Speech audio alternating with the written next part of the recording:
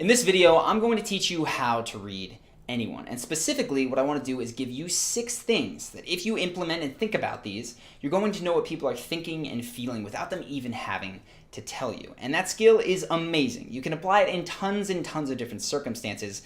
And that's the last piece. I want to help you learn how to apply it. Because a very, very common question that I see in the comments, and I appreciate those, but very, very common one is, Charlie, how do you make these charisma breakdowns? How do you see the frameworks that you see? And how did you learn this stuff? The answer is that I started by learning how to read people. That's so closely tied to the question of the charisma breakdown. So I figured, why not knock them both out in one video? Let's go ahead and get started though. The first thing, if you're interested in learning how to read other people, is you have to get better at reading yourself. You need to develop a level of self-awareness that is far, far above most other people. But the good news is, it's a very specific kind of self-awareness. And that is, you have to notice when you are forming opinions about other people, or when you're changing opinions about other people. Because if you think about it, there's 7 billion people in the world, and you don't have opinions on most of them, right? You don't trust them, or distrust them, or like them, or hate them. It's just neutral to you. But at some point between seeing someone who is a stranger and then having them walk up to you, start a conversation, speaking for maybe 5 minutes, you're going to form a very strong opinion most times. And that's going to be, you know what, I just don't trust this guy. Something about him has tipped me off. Or this guy's awesome. I would definitely hang out and spend time with him. Or maybe it's, this person, wow, how sharp are they? I would love to work with them. The truth is, only a few minutes have gone by, right? You haven't seen their resume. You don't know anything about them. Everything they're saying could be true, false, or otherwise. What you're picking up on are very, very subtle cues. And if you get good at noticing when you feel these things, you're going to get better at picking up those cues and identifying what they are. So step 1, self-awareness. You need to know when you are having opinions about other people. Second piece, now we're going to bring the focus to others.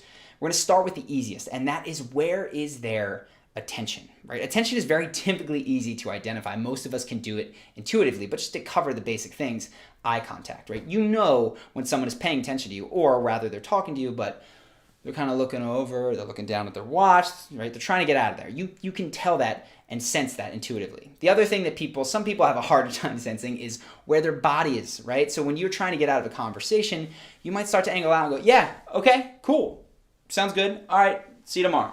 And then you're gone, right? Similarly, if you're in a room and there's someone you'd like to be talking to over this direction, but you're in a conversation with the person here, you might find yourself opening up without even thinking about it. So where your hips, where your feet, where your torso, people say all that, the truth is it's the whole darn thing. Where different elements of your body are facing is indicative of where your attention is. And then the last thing for attention that is going to be important is the person that is talking to you, or that maybe you're talking to, are you answering and asking engaged questions? A non-engaged question is cool, interesting, yep, okay, that's non-engaged. An engaged question relates to the thing that you're saying. It's an add-on. It doesn't have to be a question. It could be a comment that is related to a story you told. That is going to be very indicative of if you have someone's attention or don't. So that's the first step of cold reading. Second thing overall is going to be, okay, are they giving me attention? Are they interested or disinterested in what is going on in front of them? Then we want to hone down a little bit, right? Because all we know now is interested or disinterested. We need to get to some emotions. And the truth about emotions is that they are very, very, very focused up here. The easiest place to find an emotion, there are other tells elsewhere, but 80 to 90% of them are occurring here. And I include the voice box in this because tonality is going to be huge. Specifically, the first thing that you should start to do is identifying your expressions. We all know, we know happiness, right? We know these things. That's not a problem. What becomes difficult for people are micro expressions, right? So when someone is feeling a feeling, but they're trying to hide it. Say, for instance, we just saw happiness on my face. Say that I'm in a job interview and I just got a job offer that is way higher than I expected, but I want to keep it on the down low. I don't want them to know. At this point, what I might do is they say, okay, you just got XYZ amount of money. I go, okay, sounds interesting. And what you'll do is you'll see people lose momentary control and flash briefly and less big, right? Not as much teeth, the emotion that they're feeling. And this is true for tons of different emotions. I personally got my experience learning how to read these in the real world, right? I wasn't necessarily looking for them, but what I would do is go out and see, okay, what's going on with people's faces? This wasn't conscious at the time. And then how do they behave immediately after that? If you want a crash course on that, I haven't done it myself, but I do see that there's micro expression tests online, and they're fun. They'll get you a start, and maybe you then take it into the world. So if you're interested in those, I'm going to link in the description to that. But don't go just yet, because the truth is, micro expressions and identifying them consciously is really not a huge part of how the best people who read others do it. The best way that they do it is by identifying patterns. So job interview again, right? Say you're in a job interview and the person across the table from you goes, okay, see your resume. Okay, we'll call you back. Pattern, you know that. They're never going to call you back, right? You go out into a bar, and I've seen this one. There's a guy who is leering and looming over a girl, right? Pattern right there. She's about to get the heck out of there. You see these very, very consistent patterns, and I could list off a ton for you, but while there's a finite number, there is a large finite number. So it's not necessarily worth it for me to do all of the patterns. That would take forever. What I can do is teach you to start identifying them better. And the way that you do that is by making predictions. This is going to really, really hone your pattern recognition skills.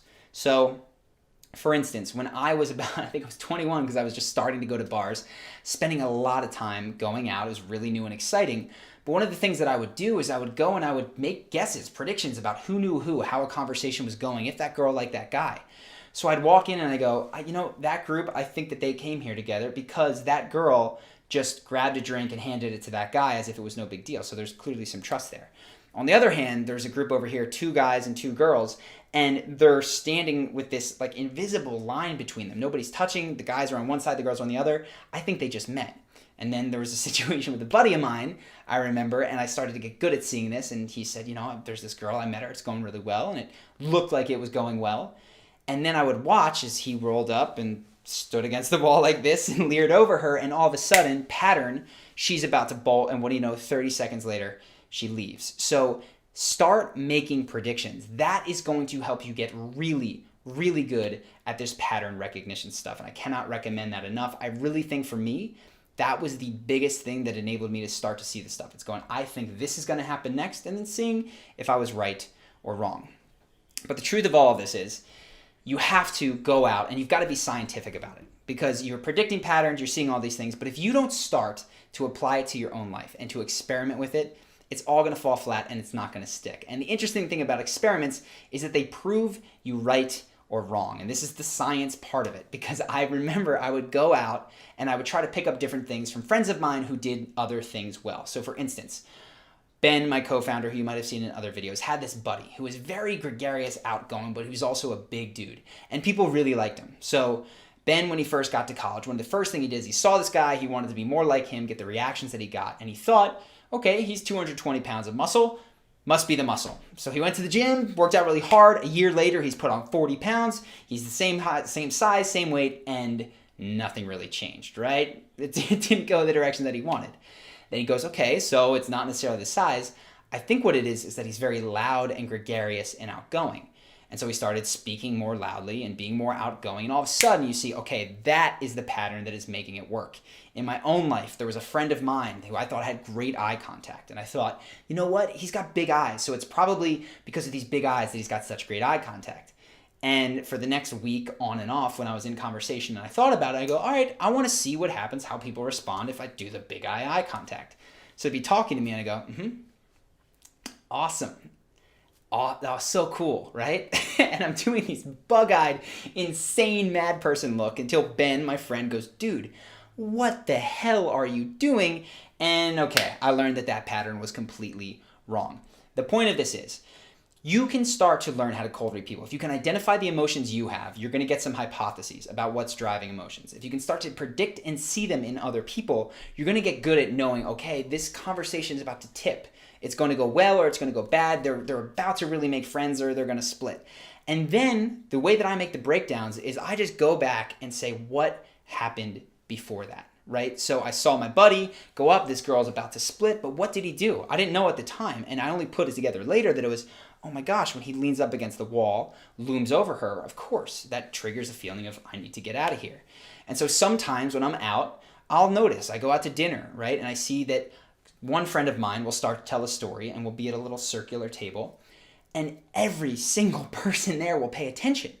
I'll go, this is an interesting story, but honestly, what interests me more is how the heck did he do that? What did he preface it with? What went right before he started talking?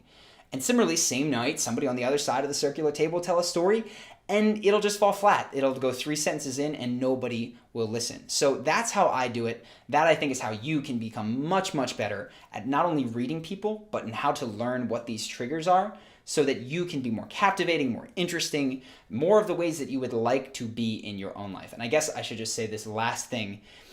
A huge, huge underpinning of this channel and everything that we do is the idea that you are not born charismatic or uncharismatic or confident or unconfident. All of those things are an aggregate of your mindsets and actions. So I just have to say that if you don't believe that, go watch more of our videos, but that is a fundamental piece that is going to make all of this possible. So that's it for this video. I hope that you've enjoyed it. If you have and you'd like to see more, please go ahead and subscribe to the channel.